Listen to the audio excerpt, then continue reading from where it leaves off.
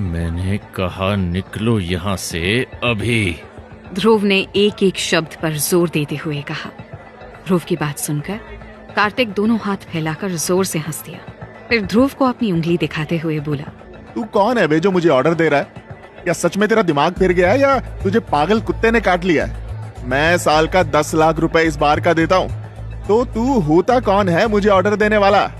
ध्रुव ने उसे देखा और पीछे मुड़कर चला गया। पीछे से कार्तिक के गुर्गे हूटिंग करने लगे। इतनी जल्दी सारी हवा निकल गई?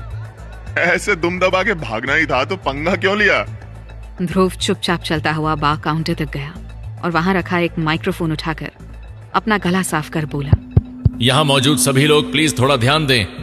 ध्रुव की आवाज के साथ ही पूरे बार में शांति छा गई और सभी लोग कंफ्यूजन के साथ बार काउंटर की तरफ देखने लगे। पर बार काउंटर पर जाने पहचाने वेटर को देखकर लोग हैरत में आपस में बात कर रहे थे। ये तो ध्रुव है, ये क्या करने जा रहा है? ध्रुव गैलेक्सी बार में कई सालों से काम कर रहा था और बार में अक्सर आने वाले लोग उसे जानते थे। ध्रुव की इमेज एक सीधे साधे लड़के की थी और लोगों का मानना था कि उसकी सेल्फ रिस्पेक्ट और डिग्निटी जैसी कोई चीज ही नहीं थी। कहने की जरूरत नहीं थी कि इतने महंगे क्लब के इस बार में हाथ में माइक्रोफोन लेकर इस तरह से बोलना ध्रुव के लेवल से बड़ा काम था। वो तो रोज आने वाले लोगों से भी सीधी नजर मिलाकर बोल नहीं पाता था।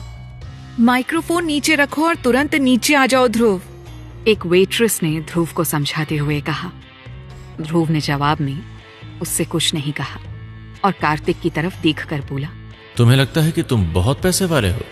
कार्तिक सामने खड़ा था और उसे ध्रुव की ये हरकत थोड़ी बचकानी लग रही थी, पर ध्रुव आगे कहता गया, तो गैलेक्सी बार में आए मेरे सभी दोस्तों, आज रात आपके सारे खर्चे मेरे हुए, तो आप आज रात इस बार की सारी शराब खत्म कर दो और बिल मुझ पर डाल दो।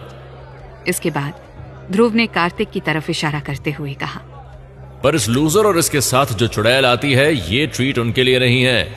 इसके बाद ध्रुव ने कैशियर की तरफ देखकर कहा, मैंने सारा पेमेंट कर ही दिया है, तो इसलिए मैं चाहूंगा कि इस लूजर को तुम बाहर निकाल दो।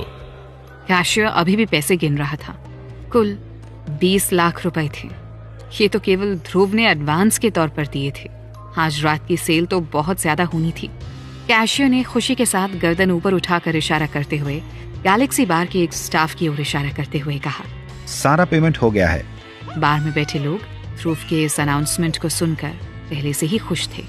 कैशियर के अनाउंसमेंट के बाद सभी खुशी से पागल हो गए थे और सभी कार्तिक को देखकर हूटिंग करने लगे। Get out now, get out now. इस हूटिंग के बीच एक तेज आवाज आई, तुमने सुना नहीं क्या? लूजर और चुड़ैल के लिए यहाँ कोई जगह नहीं। ये सब देखकर कार्तिक दंग रह गया था। उसे लग रहा था जैसे वो कोई बुरा सपना देख रहा हो। आज तक उसी ने हर किसी को इस तरह से बेइज्जत किया था, पर आज पहली बार उसे किसी ने आईना दिखाया था, और दिखाया भी किसने, जिसे वो हमेशा बुली करता रहा, ध्रुव। कार्तिक दौड़ता हुआ फ्रंट डेस्क के पास पहुंचा और वहां से पता चला कि ध्रुव ने सच में सारा बिल पे कर दिया था और फ्रंट डेस्क में कुछ लोग ध्रुव के नाम का बोर्ड लगा रहे थे। कार्तिक अपनी आंखों पर विश्वास नहीं कर पा रहा था और उसने हैरत से पूछा, ध्रुव, तुम इतना पैसा कहां से लाए? तुम्हारे पास इतने पैसे कैसे हो सकते हैं? ध्रुव ने उसकी बात का जवाब देने के बजाय उससे कहा, मैंने कहा निकलो यहाँ से। ध्रुव के इतना कहते ही पीछे से कुछ लोग कार्तिक को छेड़ने लगे। चलो भागो यहाँ से, आज की पार्टी ध्रुव की तरफ से। कम ऑन, यहाँ कोई सीन क्रिएट मत करो और अच्छे बच्चों की तरह चलो भागो यहाँ से। कार्तिक इतनी बेइज्जती बर्दाश्त नहीं कर पाया और बोला, तुम रुको और देखो मैं क्या करता हूँ। मैं पूरी दिल्ली यूनिवर्सिटी पर राज करता हूँ। इस बार तुम जीते, आगे देखो। ध्रुव ने उसे देखकर बहुत आराम से कहा, अभी तो पार्टी शुरू हुई है, अब तुम देखो तुम्हारे अच्छे दिन खत्म हुए, आगे समय बहुत बुरा आने वाला है, अब तुम थोड़े सीरियस हो जाओ। ध्रुव की बात सुनकर कार्तिक हैरान था। ध्रुव की बात का क्या मतलब हो सकता है? ध्रुव जैसा फटीचर इंसान एक रात में इतना बड़ा आदमी कैसे बन गया? ये नामुमकिन है, क्योंकि कार्तिक एक पैसे वाली फैमिली से था। वो इतना जरूर जानता था कि पैसे वाले लोग अपने पैसों को यूज नहीं कर पाते हैं, क्योंकि उनका पैसा इन्वेस्टमेंट में लगा होता है, जिसके प्रॉफिट से वो लोग राज करते हैं। पर एक गरीब आदमी इस तरह से पैसे बर्बाद नहीं कर सकता। ध्रुव ने आज जास्मिन को टॉप 10 से दूर रखने के लिए करोड़ रुपए खर्च कर दिए होंगे और अभी उसने 20 लाख रुपए गैलेक्सी बार में डाल दिए। कार्तिक इतनी आसानी से जाने वालों में नहीं था। उसने जाते जाते कहा, ध्रुव गिल, मैं नहीं जानता तुम ये पैसे कहां से लाए हो, पर मेरे पास भी पैसों की कमी नहीं है। अगर गैलेक्सी बार में मुझे जगह नहीं मिलती तो मैं भी इस बार में नहीं आऊंगा। इतना कहकर कार्तिक ने एक बोतल उठाकर ध्रुव की तरफ फेंकते हुए अपने गुर्गों से कहा, चलो चलो। रुको। ऐसा लग रहा था ध्रुव कार्तिक को इतनी आसानी से जाने देने वाला नहीं था। ध्रुव के कहने पर कार्तिक ने पलटकर पूछा, अब क्या प्लान था ध्रुव का? कार्तिक जानता भी है उसका पाला किससे पड़ा है। क्या होगा जास्मिन का?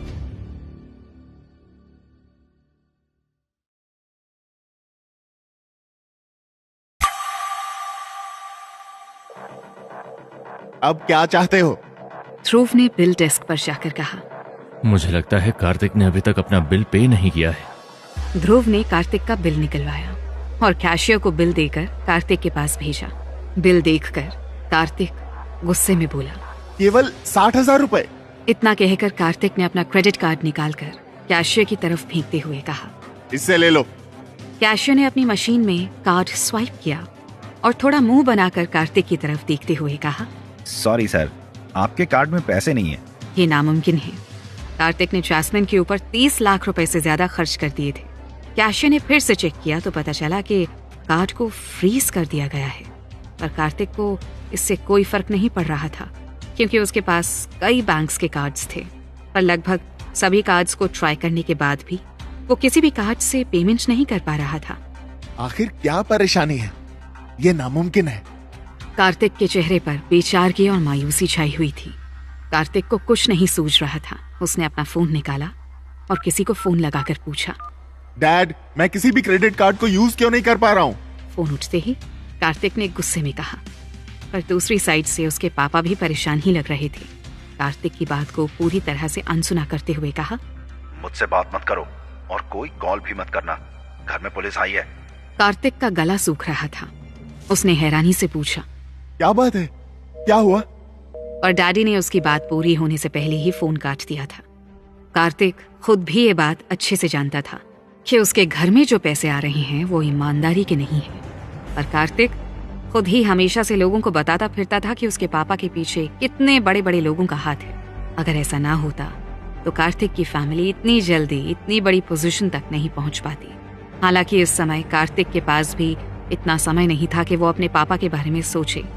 इस समय वो गैलेक्सी बार के बिल डेस्क पर खड़ा था और उसका कोई भी कार्ड काम नहीं कर रहा था, और अगर उसने बिल पे नहीं किया तो वो बार से बाहर नहीं निकल सकता था।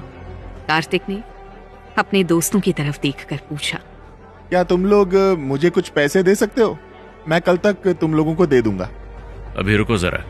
कार्तिक अपने दोस्तों से पैसे उधार देकर अभी निकलने ही वाला था कि पीछे से ध्रुव ने आवाज लगाकर उसे फिर से रोक लिया।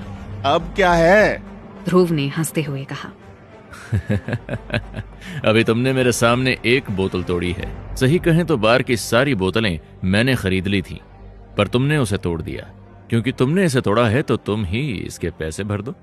अब तक लगभग बार के सभी लोग ही ध्रुव और कार्तिक के पास खड़े होकर ये तमाशा देख रहे थे।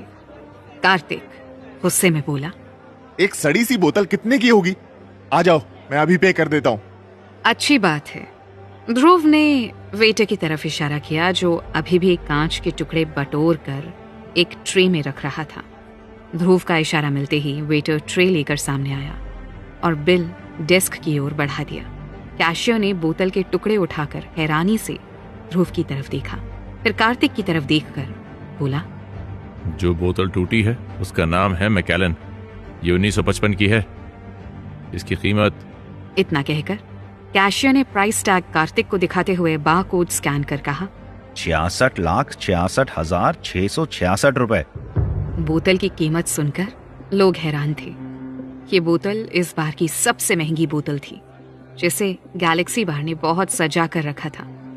हैरत की बात यह थी कि ये बोतल कार्तिक के ठीक सामने की बोतल में लावारिस किसने रख दी थी। शायद यही कारण था कि कैशियर ने बोतल को देखने के बाद पहले ध्रुव की तरफ देखा फिर कार्तिक की तरफ। कुछ लोग अभी भी अपने मोबाइल से इस टूटी बोतल की फोटो ले रहे थे। कुछ लोग इस बोतल के बारे में सर्च कर रहे थे जिसमें कार्तिक का एक गुर्गा भी था। उस बोतल के दाम सुनकर कार्तिक के होश उड़ गए थे। उसने 66 लाख रुपीस की शराब की बोतल तोड़ दी थी और उसके पास 1 रुपया भी नहीं था। कार्तिक पागलों की तरह चीख रहा था। ये इतनी महंगी कैसे हो सकती है? कार्तिक की बात को अनसुना कर ध्रुव ने कैशियर से पूछा। पर मैं जान सकता हूँ कि कार्तिक पैसे कैसे देगा? और ध्रुव को जवाब मिला, शराफत से या मार खाकर। भले ही आज सवेरे तक ध्रुव गैलेक्सी बार का वो वेटर था, पर अभी ध्रुव इस पार्टी का होस्ट था। कैशियर ने ध्रुव की तरफ मुस्कुराकर देखकर कहा, चिंता मत करो, हमारे पास कई तरीके हैं पैसे वसूलने के। डर से कार्तिक की आंखें सिकुड़ गईं। वो डर और गुस्से से चिल्लाया, इस बोतल के पैसे मैं क्यों भरूं? मैंने तो इसे चखा तक नहीं है, ना मैंने इसे ऑर्डर ही किया था। तुम्हारी हिम्मत कैसे हुई इसके पैसे मेरे पर डालने की? क्या तुम जानते हो मैं कौन हूं? और क्या तुम्हें पता भी है मैं किस फैमिली से आता हूं? अब तक बार में खड़े बाउंसर भी आ चुके थे। मैं नहीं जानता तुम कौन हो और तुम्हारे बाप कौन है। मैं बस इतना जानता हूं कि अगर तुमने इसके पैसे 2 दिन के अंदर नहीं भरे तो मैं तुम्हारी जिंदगी खराब कर दूंगा, समझ गए? इतना कहते ही बारकीपर ने एक घूंसा सीधे कार्तिक के चेहरे में जड़ दिया। क्या कार्तिक का फैमिली बैकग्राउंड पे काम नहीं आने वाला? क्या पुलिस अपने आप आई है या भेजी गई है? कैसे कर पाएगा कार्तिक इतनी बड़ी पेमेंट?